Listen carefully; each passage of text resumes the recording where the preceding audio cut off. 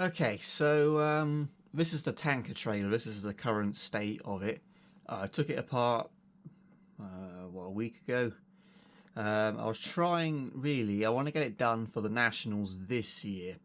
Now, I've had a few people actually ask me what are the Nationals. They're the biggest RC truck meet of the year in the UK, up in Newark Showground. I believe it's got to be in the top three biggest in Europe. It's absolutely huge, and if you're interested in going, I'll put a link to the website in the description, which answers all of your questions. It's also got the booking form on there. You have to book in advance. Please don't just turn up on the day. So yes, I think it's for insurance purposes. It's not open to the public because we don't want to have to deal with all that extra emergency exits and extra stuff that you've got to have, and that takes up room on the layout. The priority is the biggest layout we could have. So you can book as a spectator and watch, but you just can't turn up on the day and watch. So yeah, the website's in the description. If you're interested, have a look at that. But I've gone what 2 years now. This will be my third. It's a good 8-hour drive for me from Cornwall. That's where those two pictures were taken up in Newark. And yet, it's worth it, in my opinion. If you're really into this hobby, it's the best. So, for this year, the Nationals, I want this tanker trailer done. Believe it or not, that is actually the tanker. I put the crane truck away. If you're here because of that, and I understand that a lot of you are, because when I announced it, I got like 300 extra subscribers.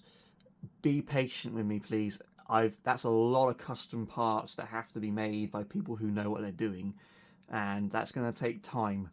I put it away. I probably won't get it out again for many months. I started it because I really wanted to get my teeth stuck into it, and then I quickly realised there's a lot of parts here that I need that aren't normal. So Tom's making me a load of stuff. I'm going to be picking it up in June. I've got stacks being made for it as well, and I don't know when they're going to be done. And I need to start at the front and work my way back. There's no point in mounting the cab because chances are when I'm getting a new bonnet now.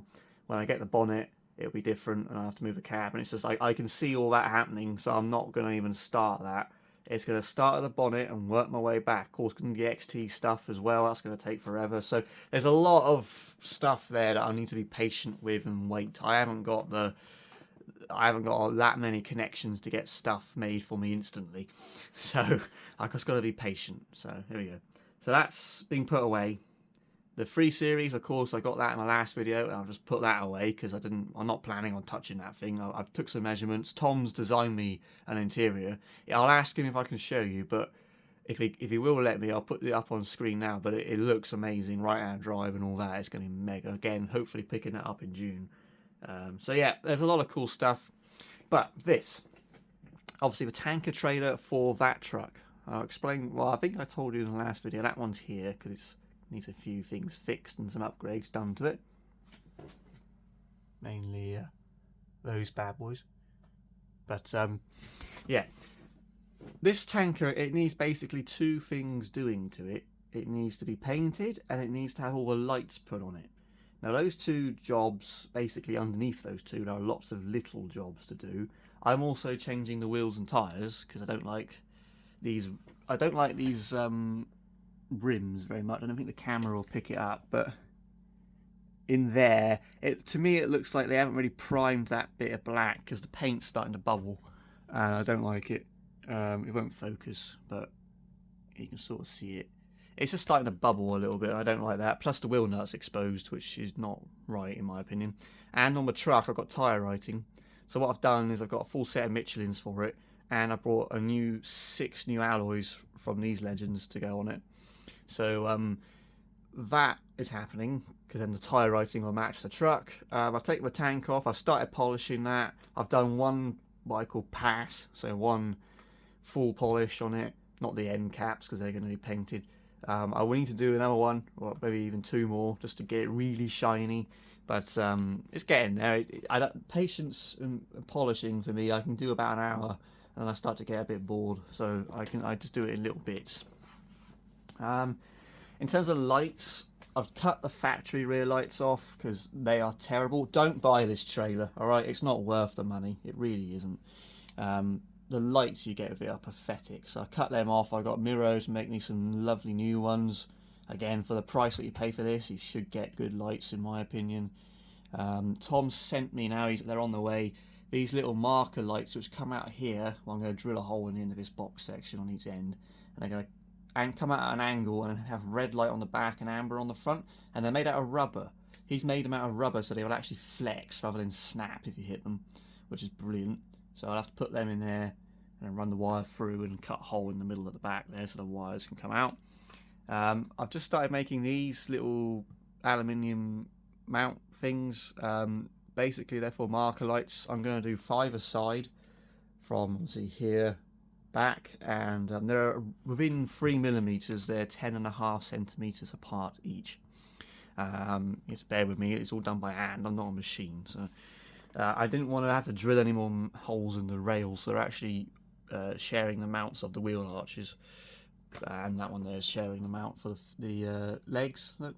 So yeah, I've ordered the marker lights. They're going to be these, which are from Adam at Model Lighting Solutions. So they're going to be 5 a side, they're going to be marker and indicator. I've also got a purple underglow going underneath it, which is the same SMDs that I use on the interior of that one. Like, yes, I know that's dropped, I need to fix that. That's why it's here. I've also noticed that the tank saddles are on a separate subframe. If you undo those little screws there, I think there's 7 a side, I don't know, I lost count, but you take them off, that comes out. So I'm going to paint the subframe white. I'm going to paint the main rail purple. The legs are going to be white. The feet are going to be purple. Hubcaps purple. The wheel arches are going to be purple, but the outer face is going to be white. This will be a mixture of purple and white. That's just going to be purple.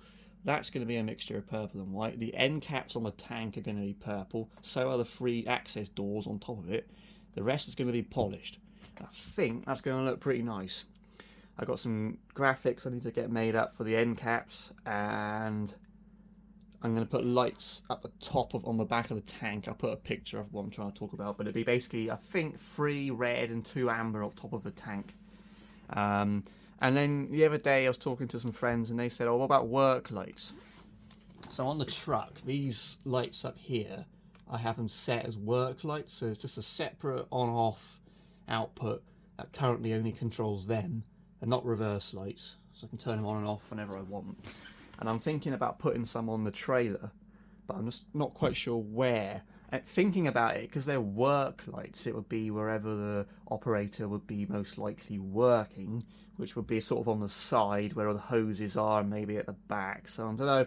I've got one of these, which is from my old spares box. As you can see, it's only got 1 wire, but something like multiples of those, sort of maybe 1 in here, just behind the legs, and maybe some up on the railings, like going back, maybe 2 aside on the railings, and maybe 1 aside over here.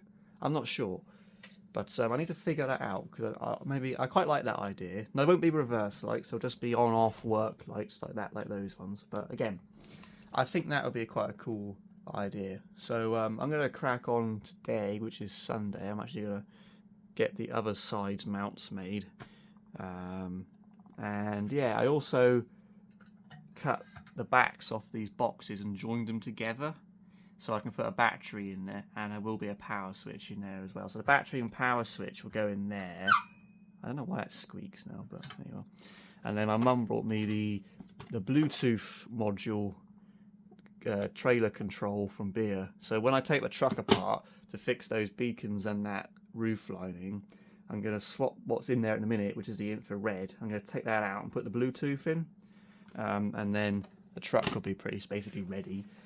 So it's just a case of putting the Bluetooth module in the tank. Then the actual unit will be in the tank itself, and then yeah.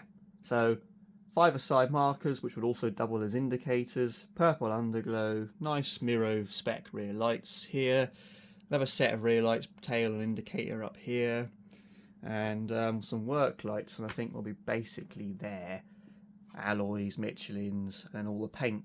So I'm going to keep plucking away at it, see how far I get. I want to try and get everything ready for paint, so as soon as the weather's here, I can just get on with it.